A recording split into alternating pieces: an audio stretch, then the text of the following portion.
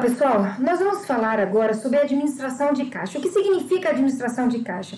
É você fazer um planejamento do seu caixa. É mais do que entradas e saídas. É você fazer uma previsão do que vai entrar, do que vai sair, quando entrar, quando sair, todas as oscilações possíveis para ser planejada, para ser determinadas. Não é uma coisa fixa, efetivamente isso não vai acontecer, mas se você tiver o planejamento, você vai poder se antecipar sobras e faltas. Eu disse que o planejamento ele abrange as disponibilidades, abrange as necessidades do caixa, tá? Por que você precisa disso? Para você saber, poder se antecipar a possíveis faltas e possíveis sobras de caixa. Na sobra tudo bem, é show de bola, é bom. Mas e a falta? A falta eu preciso me antecipar. Por quê? Porque eu preciso saber se eu vou, qual atitude eu vou fazer. Eu vou vender alguma coisa, que é a última coisa que você tem que fazer. Eu vou descontar duplicatas, eu vou tomar empréstimo, de onde eu vou tomar. A sobra é importante também, porque o dinheiro parado, você está se perdendo dinheiro. Então, o que eu vou fazer? Vou investir em quê? Que é o nosso próximo assunto, investimento. Mas assim, o que eu vou fazer com a sobra? Onde é que eu vou aplicar essa sobra, ok? Eu disse para vocês que o planejamento de caixa, ele envolve o fluxo de caixa. E nesse fluxo de caixa você tem que determinar qual é o mínimo que você tem que ter diariamente, semanalmente, mensalmente, tá? Esse caixa, ele tem que ser planejado periodicamente, tá?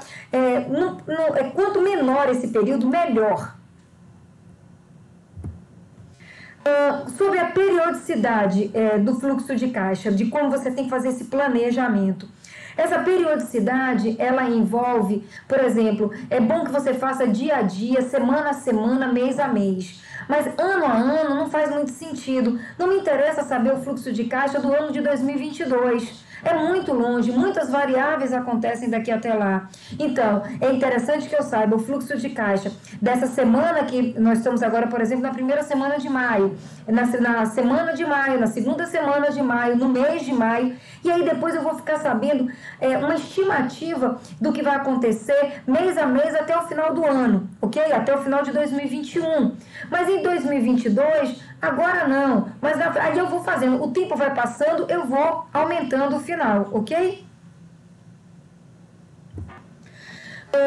O fluxo de caixa maximiza os rendimentos em relação às sobras, eu falei isso, e avalia os impactos em relação aos custos. Se os meus custos aumentarem, se existe uma perspectiva de aumento de custo, eu preciso saber como é que vai acontecer com o final do meu caixa, tá? Levando em consideração o mínimo que eu tenho que aumentar esse mínimo necessário que eu tenho que ficar diariamente. Então, são análises que a gente tem que fazer o tempo inteiro acerca do fluxo de caixa, da administração de caixa. Lembrando que esse planejamento, ele pode ser alterado a qualquer momento. Por exemplo, se o Contas a Receber informou que os meus clientes estão, neste momento, por conta da crise mundial, da crise nacional, estão começando a atrasar mais, então já tenho que ver esse percentual de atraso que vai impactar no meu recebimento, ok? Eu tenho que ver se os meus fornecedores eles não permitem mais, por exemplo, atraso. Se eu atrasar, eles vão cortar meu crédito, eles vão diminuir meu crédito. Então, já que eu não posso atrasar os meus fornecedores, qual é a outra alternativa que eu tenho? Então, é para isso que existe o fluxo de caixa, o planejamento de caixa, tá? Os impactos eu falei dos custos, os impactos com as vendas, tá?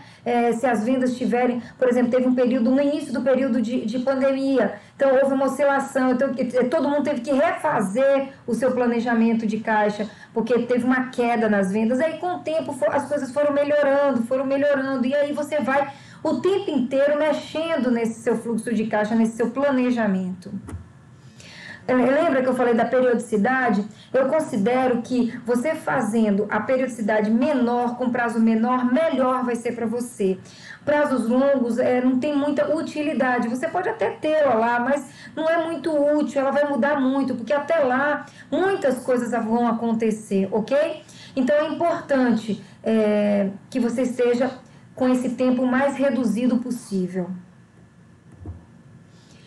O grau de detalhamento, quanto mais detalhado for, mais preciso é a sua programação, tá? Então, você vai detalhar, você vai botar só o resumo da entrada? Não, você vai dizer o que corresponde a cada entrada, o que corresponde a cada saída. Para quê? Para que você possa planejar efetivamente as variáveis das entradas, as variáveis da saída. Onde é que eu posso atrasar nas saídas? O que é que eu posso fazer com essas saídas? As entradas, como é que eu posso saber quais são as entradas que são ruins? A entrada de cartão é sempre certa, mas uma duplicata, esses clientes atrasam, não atrasam, ok? Então, quanto mais detalhado for, mais preciso vai ser o seu planejamento. Aqui é um exemplo simples de fluxo de caixa, eu botei mês a mês, mas poderia ser dia a dia. Tem todas as suas entradas, suas saídas, as suas possíveis aplicações, os seus possíveis empréstimos e o saldo final, tá? O gerenciamento do fluxo de caixa, ele pode ser manual ou automatizado. O manual, que a gente chama de manual, é aquele que você tem que alimentar, tá? O tempo inteiro, pegar de vários setores e colocar ali. O automatizado é quando todos os setores jogam e automaticamente ele se atualiza, ele importa os dados, tá? O ideal é que seja automatizado. Mas em toda empresa tem dinheiro para ter um programa que envolva todos os setores da sua empresa, ok? Então você pode usar o manual, você pode usar, por exemplo, o Excel, é muito bom, as pessoas mandam as informações, os setores mandam as informações e você copia ali no Excel, ou então você pode fazer, você tem o Excel em rede, cada um tem a sua planilha e cada um preenchendo a sua planilha vai preencher a planilha geral.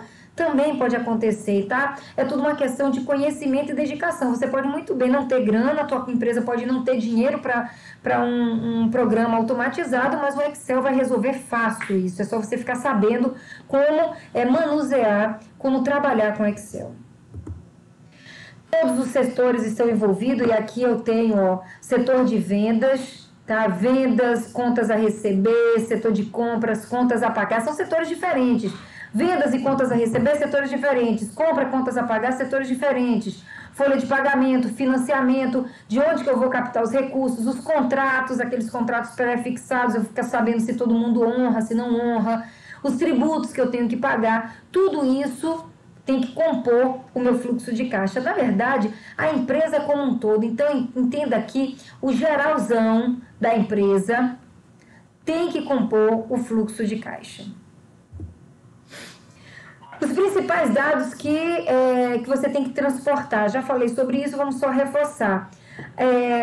A receita, né, através da área comercial, tá? O recebimento das contas a prazo através do contas a receber, os desembolsos através do contas a pagar, tá? A inadimplência quando acontecer com os clientes. A folha de pagamento é uma despesa que onera e que ela tem que ser honrada e que por isso ela tem que fazer parte do seu fluxo de caixa. As despesas financeiras que às vezes a gente não leva tão a sério que elas são. Até as taxas bancárias são pequenas, aí você nem coloca, mas tem que colocar lá, tem que prever, tá? Tudo tem que ser planejado, previsto. E todo o gestor financeiro, ele tem que ser um pouco otimista e um pouco pessimista, tá? Ele tem que ser otimista no momento em que ele vê a conjuntura e acha que vai dar certo, e tem que ser pessimista quando ele vê que a situação não é boa, então ele joga tudo lá para baixo, tá? Então, assim, tem que momento para ser otimista, tem momento para ser pessimista, mas ele tem que ser, antes de tudo, realista, tá? Sempre realista. Não dá para você ser, poxa, a gente vai entrar agora no Dia das Mães, apesar da pandemia, o Dia das Mães vai ser bom, tá? Isso é o que eu tenho que falar com meus funcionários, mas na hora de eu fazer o cálculo ali, eu tenho que fazer como é que foi o Dia das Mães no primeiro ano da pandemia. O Dia das Mães no primeiro ano da pandemia a gente chegou a 10 mil. Então agora eu acho que a gente pode falar que é 11 mil, porque já tem um ano depois, a situação já está melhor. Então, assim, 11 mil. Mas um ano antes da pandemia estava em 20 mil. Então acho que vai ser 20 mil porque a pandemia já está quase resolvida. Não posso pensar, porque mesmo que a pandemia não está quase resolvida, tá? Então tem que ser realista, sempre realista. A gente já falou sobre as sobras e sobre a falta. Então, como é que eu tenho que administrar as sobras, tá? como é que eu tenho que enxergar essa sobra, quais são os investimentos, quais são os riscos, quais são os riscos que eu tenho dos clientes se tornarem inadimplentes, quais são os descontos vantajosos que eu posso honrar as minhas obrigações com essa sobra, ok? Com a falta, o que eu posso fazer para antecipar, quais são as duplicatas que eu posso antecipar, quais são os juros que eu posso tomar, que são os menores juros, quais são os empréstimos que eu posso pegar, financiamentos, está na hora, não está na hora, ok? Tudo isso é administração de caixa, administração de fluxo de caixa. Era isso que eu queria mostrar para vocês, pessoal,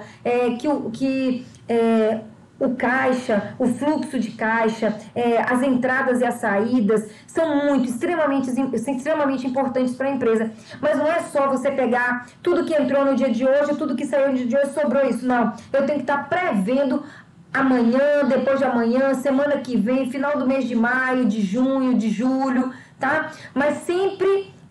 quanto mais próximo, menor o prazo, quanto mais longe, maior o prazo. Tipo assim, essa semana diariamente, a partir da semana que vem, semanalmente. Quando a semana que vem chegar, passa a ser diário, ok?